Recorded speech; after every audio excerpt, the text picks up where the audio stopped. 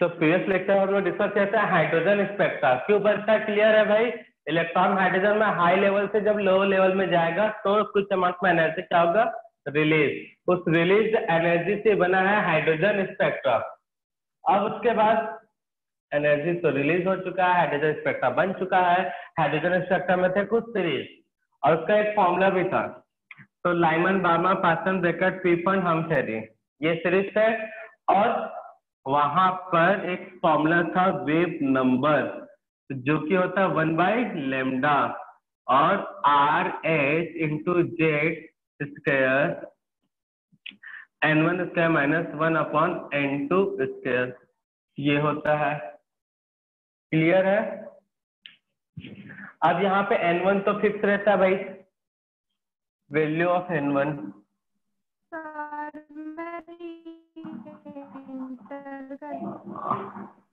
जी बिल्कुल कर लो re enter.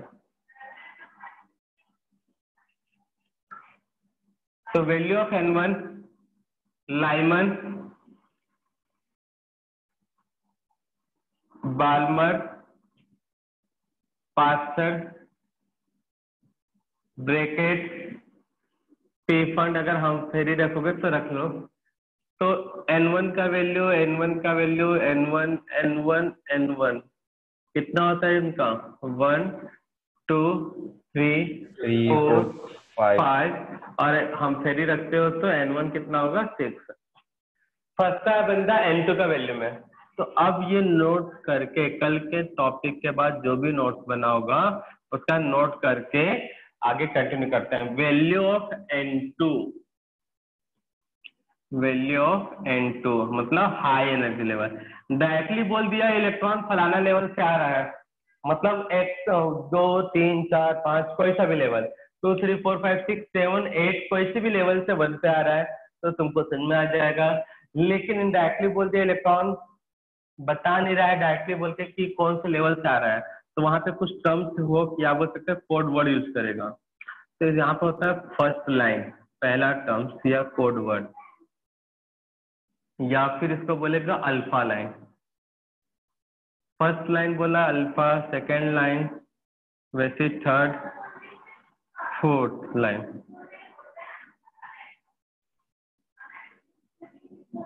और यहाँ पे इन लाइन के लिए वर्ड यूज होता है कुछ four, alpha beta gamma delta line. बस इतना ही है, ये अल्फा बीटा गामा डेल्टा। और इधर यूज करना होगा तो कहीं भी ले सकता 4 5 6 7 8 9 जो भी। तो ये कुछ टर्म्स यूज करेगा first line second line third line fourth line या फिर alpha beta gamma and delta. तो फर्स्ट लाइन के लिए इसके लिए फर्स्ट लाइन के लिए मतलब अल्फा लाइन के लिए n2 जो है, हमको वैल्यू ऑफ n2 देखना ना, तो n2 जो है वो हमेशा n1 से 1 टाइम्स हाई होगा। 1 टाइम्स मतलब 1 यूनिट से ज्यादा, ये 2 यूनिट से ज्यादा, 3 यूनिट से ज्यादा और 4 यूनिट से ज्यादा। कई लोग n2 में यहाँ पे प्लस कर देते हैं भैया। सर आपका माइक म्यूट है। हाँ sir.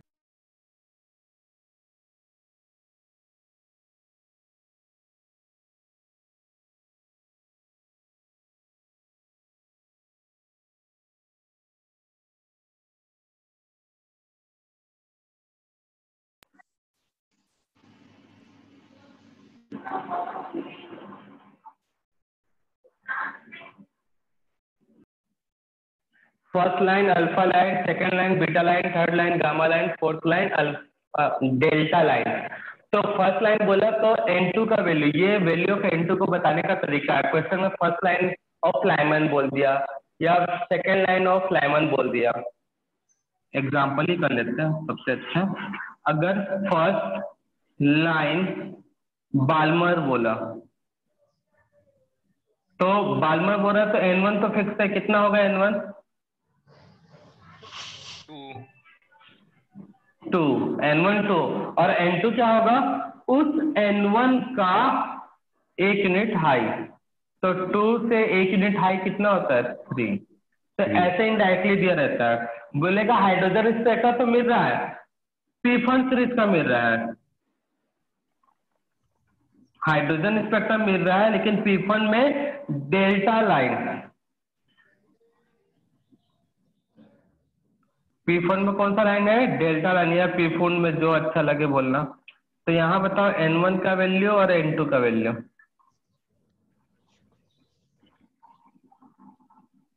N1 5, delta line 5 9 N1 5 5 क्योंकि पी-फन बोला है।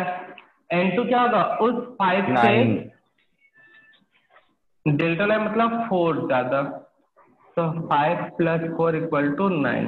तो इनडायरेक्टली ऐसा कुछ ना कुछ ट्रिक्स या फिर वर्ड्स यूज करेगा, इंफॉर्मेशन गिवन करवाएगा जिससे आपको N2 पता चल जाएगा। तो जनरली अल्फा, बीटा, गामा और डेल्टा, अगर उससे ज्यादा होता है 1 2 3 4 दे सकता है, 5 6 7 लाइन ऐसा बोलेगा। तो जितना लाइन बोला उतना N1 में प्लस। तो ये था भैया तरीका किसका? N2 का वैल्यू को खोजने का।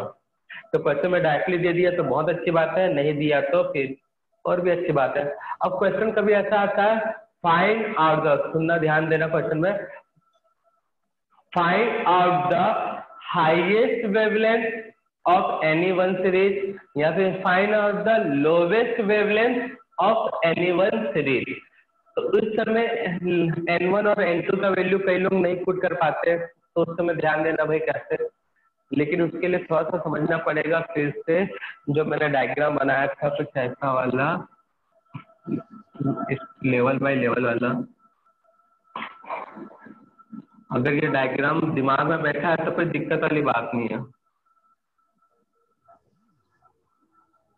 लेकिन थोड़ा सा दिमाग होना चाहिए।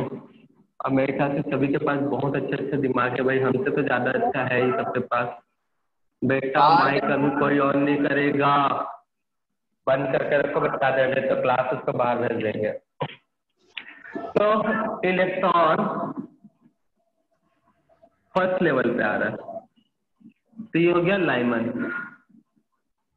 ये क्या हो गया? लाइमन सीरीज का। इन्फिनिटी से फर्स्ट आया तो भी लाइमन, सेकेंड से फर्स्ट में आ रहा है तो भी लाइमन। तो मुझे बताओ लाइमन में ये एनर्जी जो है, अरे खाली चार्जिंग मत लाऊंगी हमारा। तो फिर लाइमन सीरीज में स्पेक्ट्रा इन्फिनिटी से फर्स्ट पे आ रहा है, एक में मिल रहा है लाइमन सीरीज के स्पेक्ट्रा का जब सेकेंड से आ रहा है फर्स्ट में। तो मुझे बताओ ये अगर एनर्जी इन्फिनिटी टू 1 का है और ये energy infinity to, sorry infinity नहीं 2 to 1 का है, तो कौन सा एनर्जी ज्यादा होगा यहाँ पे? इन्फिनिटी टू 1 और इन्फिनिटी 2 to 1, मतलब 2 से 1 पे आएगा तो एनर्जी ज्यादा है, या फिर इन्फिनिटी से 1 में? दिख रहा भाई, एक देखो एक बित्ते से भी ज्यादा बड़ा है, मतलब ज्यादा गैप और ये छोटा गैप। ज्यादा गैप तो ज्यादा एनर्जी, कम गैप तो कम एनर्जी। ये टर्म्स मैंने पिछले क्लास में भी यूज किया था जब इसको बता रहा था। तो यहाँ से और यहाँ तक का गैपिंग ज्यादा है, डिफरेंस ज्यादा है, तो एनर्जी गैप ज्यादा होगा, फाइंड आउट करके देख लेना। और ये गैप कम है तो एनर्जी गैप क्या होगा? कम होगा। तो कौन सा एनर्जी ज्यादा है भाई? Infinity to 1। तो लेमडा, अगर मैं बात करूं इन्फिनिटी टू 1, लेमडा 2 to 1, तो कौन सा लेमडा ज्यादा होगा? ये प्लांक्स बाबा का यूज करके सब पता चलेगा। Infinity to 1। lambda 2 to 1, very good, उल्टा होता है यहाँ पे, ठीक है ना? इस बात को दिमाग में बैठा लो भाई। तो किसी भी सीरीज में अगर हाईएस्ट एनर्जी पूछा तो हाईएस्ट एनर्जी कौन सा होगा? हमेशा किसी भी सीरीज का हाईएस्ट एनर्जी कौन सा होगा? इन्फिनिटी से N1 में जाएगा तब, इन्फिनिटी से N1 में जाएगा तब। क्यों? क्योंकि लाइमन की अगर मैं बात करूं एनर्जी ट्रांजिशन कितना? इन्फिनिटी से 1। बाल्मर की बात करूं तो इलेक्ट्रॉन इन्फिनिटी से कहाँ आएगा? 2 में, N1 मतलब वही हुआ ना। बार्मर पासन की बात करूं तो इलेक्ट्रॉन कहाँ से आ रहा है? इन्फिनिटी से, कहाँ पे आएगा? पासन है तो 3। तो हाईएस्ट एनर्जी और लोवेस्ट एनर्जी क्या होगा बताओ भाई? इन्फिनिटी से कहाँ, सॉरी N1 में तो 2 से आएगा, बट 1 N तो 2 क्या? से 1। हाँ, N1+1 ऐसा बोलोगे ना। हाई था, लो एनर्जी की बात करो तो क्या होगा? N1 पे आएगा मतलब 1 पे, कहाँ से आएगा? 2 से। 2 है तो क्या होगा भाई? N1+1, तो 2 में +1 मतलब 3 से। पार्सन बोला है तो 4 से 3 पे। तो ये दिमाग में बैठा लो, बड़ा गैप दिख रहा है बड़ा एनर्जी, छोटा गैप दिख रहा है छोटा एनर्जी। एनर्जी बड़ा तो वेवलेंथ छोटा, एनर्जी कम तो वेवलेंथ बड़ा। तो इसी चीज को अब मैं सीधा टेबुलर फॉर्म में नोट डाउन करवा रहा हूँ। हाँ, क्या बेटा?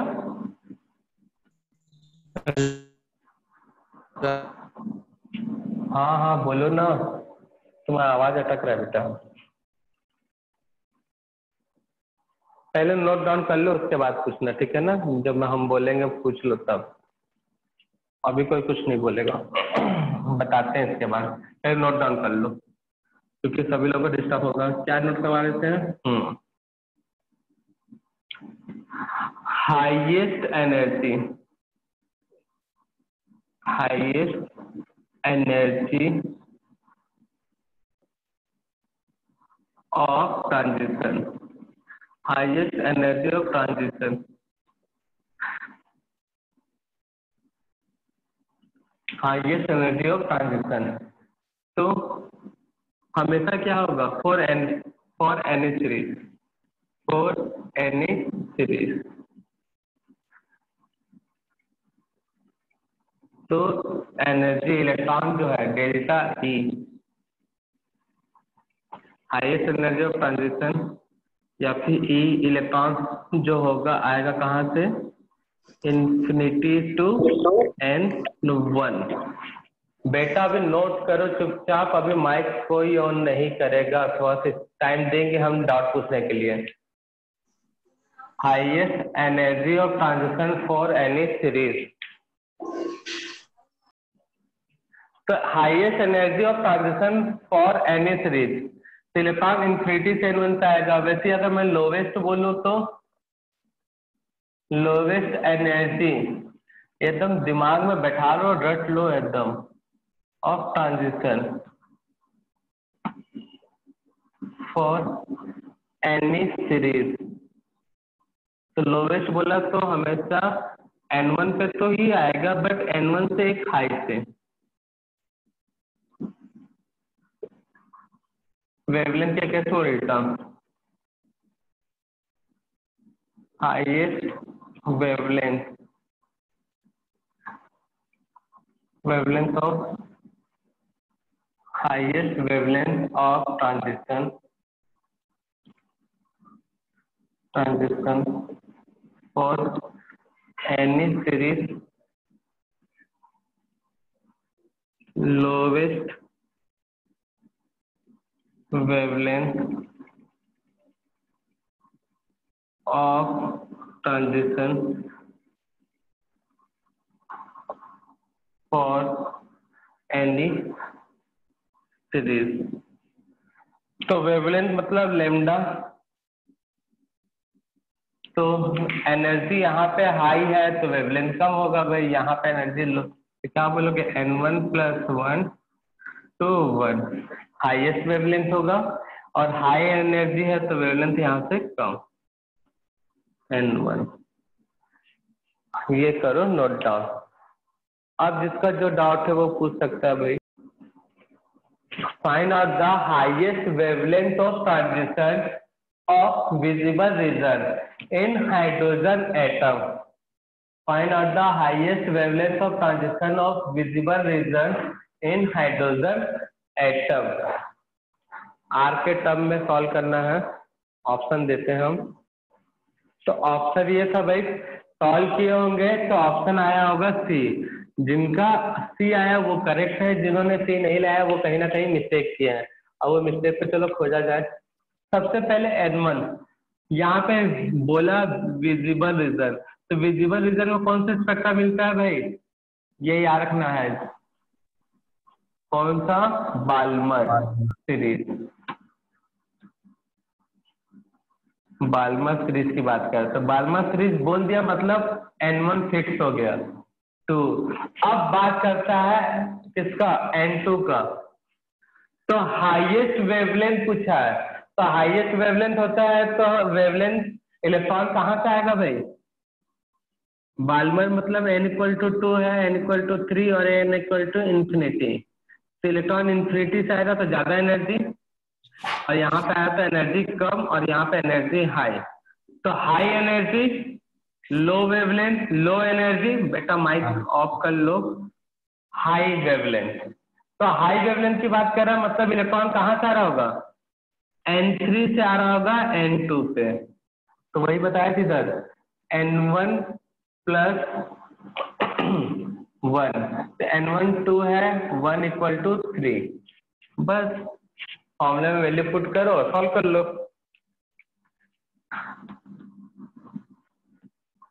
1/λ=R into excuse me sir, Z²। हाँ बेटा, यहाँ पे बाल्मर सीरीज दिया था क्या? बोला था भाई, देखो ना विजिबल रीजन किस लेकर लिखवाया था। आदित्य ने पूछा था तो इसका मतलब क्या होता है रीजन का, तो उससे पूछा था तुम कहाँ रहते हो, तुम्हारा एक पर्टिकुलर एरिया होगा, याद आ रहा है कुछ? हाँ याद आ गया सर, थैंक यू। तो N1 का वैल्यू 2 का स्क्वायर, 1/N2 का वैल्यू कितना है? 3 का स्क्वायर। तो ये पूरे को सॉल्व करने पे आएगा 5R 436। ये 1/λ का वैल्यू है, λ=what? 36 divided by 5R। तो आंसर कौन सा होगा? C। नेक्स्ट क्वेश्चन नोट करो,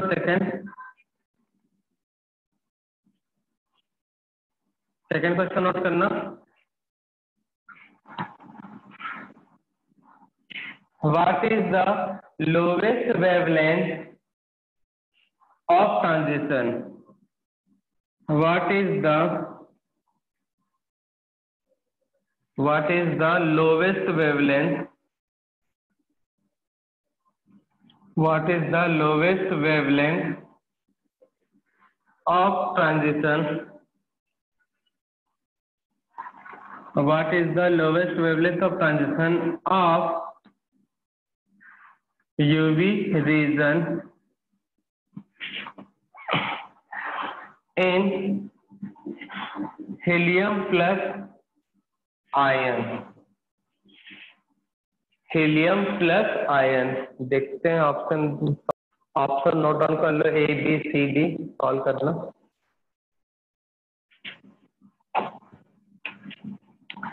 क्वेश्चन में N1 पता ना, तो यूवी रीजन, तो कल के क्लास में बताया था यूवी रीजन अल्ट्रावायलेट रीजन में कौन दिखता है भाई? Lyman series. तो N1 का वैल्यू कितना हो जाएगा? 1। N2 का वैल्यू क्या जाएगा? इन्फिनिटी। तो 1/λ R into Z², 1/N1² minus 1/∞²। तो किसी चीज को इन्फिनिटी से डिवाइड करेगा तो उसका वैल्यू ऑलमोस्ट 0। तो R का R इंटू Z का वैल्यू कितना होगा भाई? हीलियम में एटॉमिक नंबर 2, 1/1 का स्क्वायर 1/∞² मतलब 0 होता है उसका वैल्यू, ये 0। तो 1/λ = what?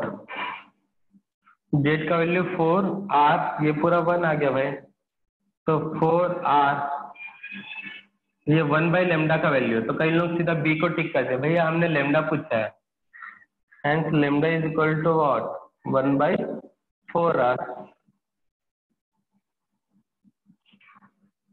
सॉरी ये इनकरेक्ट है, ये 1/4R। हेडिंग नोट का नेक्स्ट, डी ब्रॉगली थ्योरी और ड्यूअल नेचर ऑफ मैटर। तो देखो इसमें इनका कहना था जो माइक्रो पार्टिकल होते हैं उनके पास 2 बिहेवियर होता है। माइक्रो पार्टिकल के पास टू बिहेवियर होगा। एक तो पार्टिकल का तो होगा ही particle nature, and second is wave nature. अब ऐसा क्यों है और कब होगा, तो इसके लिए कंडीशन है भाई, माइक्रो पार्टिकल जो होंगे दो नेचर शो करते हैं, एक पार्टिकल का नेचर, एक वेव नेचर। और है तो माइक्रो पार्टिकल बोला था, लेकिन अप्लाई सबसे होता है डी ब्रॉगली, ठीक है ना। तो वेव नेचर के लिए क्या होना चाहिए, एनर्जी हाई, और पार्टिकल नेचर के लिए एनर्जी लो होगा तो पार्टिकल की तरह बिहेव करेगा। जैसे एक पत्थर को उठा लिए, पत्थर को फेंकोगे तो क्या होगा भाई, कुछ देर तक शायद सीधा जाएगा, फिर धीरे धीरे क्या होगा, डाउन टू अर्थ आएगा। किसी पत्थर को उठा के फेंक दिए तो पार्टिकल धीरे धीरे नीचे आना स्टार्ट होगा। अब वेव कैसा होता है भाई, पार्टिकल इतना स्पीड से भाई, इतना मतलब बहुत ज्यादा एनर्जी लगाते हैं, मतलब वेव की तरह अगर नेचर शो करने लग गया तो वेव का काम क्या होता है, जैसे टॉर्च, टॉर्च से जो लाइट निकल रहा है वो भी एक वेव का टाइप है ना। तो लाइट कैसे चलता है भाई, सीधा जाता है ना, कैसे जाता है, फिर ऐसे फिर ऐसे फिर ऐसे, कभी घूम के ऐसे फिर घूम के ऐसे। लाइट सीधा स्ट्रेट लाइन में फ्लो होता है कि नहीं होता भाई। तो पार्टिकल के लिए कोई भी माइक्रो पार्टिकल है, दोनों टाइप का बिहेवियर शो करता है, एक पार्टिकल नेचर और सेकेंड वेव नेचर। तो वेव नेचर मतलब एनर्जी क्या होना चाहिए, हाई, किसी पार्टिकल को इतना कसकर फेंको, मतलब इतना एनर्जी लगा के वो बस ऊपर चलता जाए तो सीधा ही जाएगा हमेशा, तो वो एनर्जी वो हो गया वेव नेचर। अगर पार्टिकल नेचर की बात का एनर्जी कम है तो फेंक दिया, ऐसे सिंपल सा थ्रो किए तो कुछ जगह नीचे आ जाएगा, तो पार्टिकल नेचर। इतना ही में कई लोग कंफ्यूज, सब क्या क्या बोल दिए। बेटा कुछ नहीं है, कम एनर्जी से फेंकोगे आरसी टाइप तो पार्टिकल नीचे गिर जाएगा, तुम और सुपरमैन की तरह पावर लेके फेंकोगे पार्टिकल को तो पार्टिकल बाहर बस सीधा चला जाएगा, चलता जाएगा। तो फिर इसी पूरे चीज को बोला जाता है डी ब्रॉगली थ्योरी। तो वेव नेचर, जब पार्टिकल को सुपरमैन फेंकेगा तो वेव नेचर बन जाएगा, और हम लोग फेंकेंगे तो सुपरमैन फिर जाते हैं भाई, इंडियन मैन के इंडियन सुपर हीरो के पास आता है। जब शक्तिमान पार्टिकल को फेंकेगा तो वेव नेचर बन जाएगा, अगर और हम लोग फेंकेंगे तो पार्टिकल नेचर का ही रहेगा। तो याद रखना वेव नेचर और पार्टिकल नेचर होता क्या है। तो पार्टिकल नेचर में पार्टिकल कभी ना कभी अर्थ की ओर आएगा ही, उसका ग्रेविटी के कारण, और पार्टिकल वाला जो वेव है वो सीधा चले जाता है। तो इसी को बोला जाता है D Broglie theory of theory या फिर ड्यूल नेचर ऑफ मैटर। तो इनका कहना था जितने भी माइक्रो पार्टिकल उनके पास टू टाइप का बिहेवियर होता है, that is particle nature and second is है वेव नेचर। तो नोट करो, according to de Broglie theory all micro particle shows dual character. According to de Broglie, all microparticles shows dual character of nature। Sir फिर से क्या बोल। लिखना चाहता था बेटा, कितना लंबा सेंटेंस है भाई। According to de Broglie, all microparticles दिखा रहे मतलब सोर्स SHOW ड्यूल कैरेक्टर। इतना छोटा सा सेंटेंस भी नहीं नोट सकते आप। All micro particle source dual character और नेचर। कैरेक्टर के बाद क्या बोले सर? नेचर, ड्यूल कैरेक्टर और नेचर। फर्स्ट है आपका पार्टिकल नेचर, सेकेंड है वेव नेचर। फर्स्ट और सेकेंड नोट कर लेना, डेट इज करके। फर्स्ट है पार्टिकल नेचर, सेकेंड है वेव नेचर।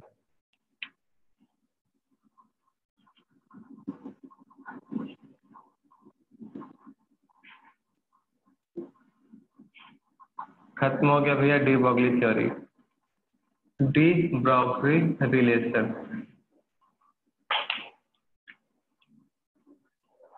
हेडिंग को डी ब्रॉगली। नेक्स्ट नोट करो डी ब्रॉगली रिलेशन। इसके लिए दो थ्योरी यूज होगा, एक प्लांक थ्योरी,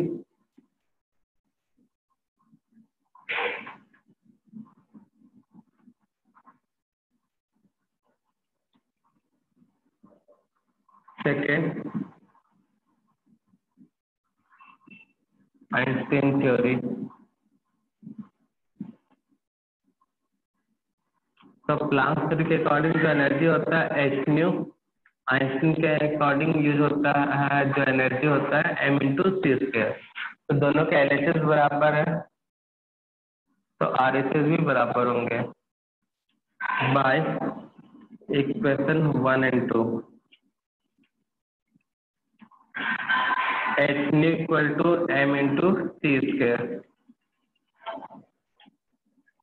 तो एच का वैल्यू क्या होता है, सॉरी न्यू का वैल्यू होता है c by lambda. Planck theory में बता चुके हैं हम पहले।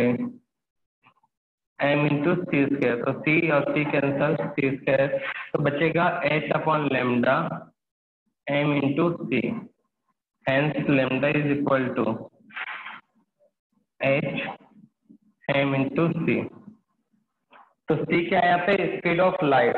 अगर मैं पार्टिकल का स्पीड लूँ तो यहाँ पे क्या रखूंगा B. Speed of particle is v, तब क्या होगा lambda equal to h. Speed of light की जगह पे वेव नेचर की जगह पे अब पार्टिकल नेचर, मतलब यहाँ पे वेलोसिटी v हो गया।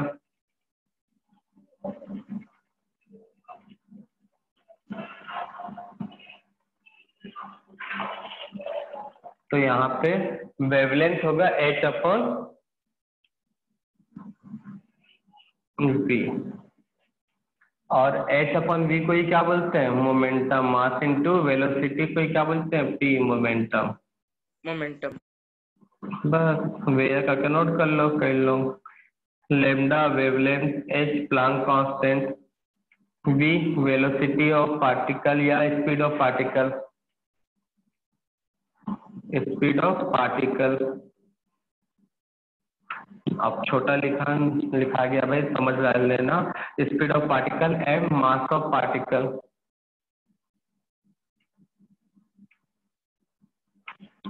और टी क्या है, मोमेंटम। ये था डी ब्रॉगली थ्योरी और उसका रिलेशन, नोट डाउन कर लो। तो सी का वी क्यों हुआ, क्लियर है भाई। स्पीड ऑफ पार्टिकल है तो इसलिए सी की जगह पे आप वी लिख सकते हो। स्पीड ऑफ लाइट है यहाँ पे सी, लाइट मतलब वेव नेचर, और वी वेलोसिटी पार्टिकल है मतलब पार्टिकल नेचर। ये था डी ब्रॉगली थ्योरी, और इसी के साथ आज की सेवा समाप्त नहीं है, टॉपिक आगे कंटिन्यू करते हैं। Relation between de Broglie wavelength and kinetic energy. तो छोटा सा रिलेशन है वो भी देख लेते हैं। तो हमको मालूम है भाई,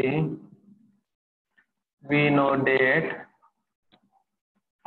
कि जो काइनेटिक एनर्जी होता है वो होता है हाफ एम वी स्क्वायर। तो जो v इक्वल टू होगा v square 2 times of kinetic energy divided by m होगा। तो v का वैल्यू हो जाएगा under root 2 times of kinetic energy divided by m। उसके बाद according to de Broglie theory, de Broglie theory,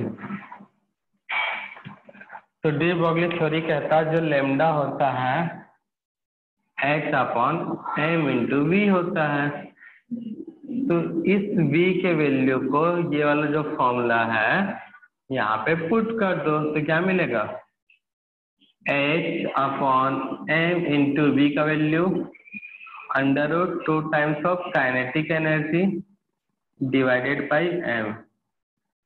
तो जैसे 2 इक्वल टू होता है √2 इंटू 2, वैसे ही m इक्वल टू क्या होगा, √m इंटू m होगा कि नहीं होगा। इसको उस फॉर्म में चेंज कर देते हैं, h upon under root m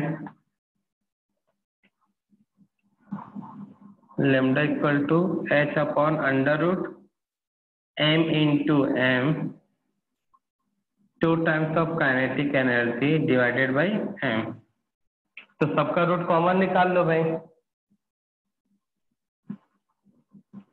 m into m 2 times of kinetic energy divided by m, जो करता काट डालो। तो लेमडा इक्वल टू व्हाट, जो लेमडा है h upon under root 2 times of kinetic energy into m। तो ये है रिलेशन, कर लो नोट डाउन, सिंपल सा रिलेशन है भाई। अब होता है सेवा समाप्त।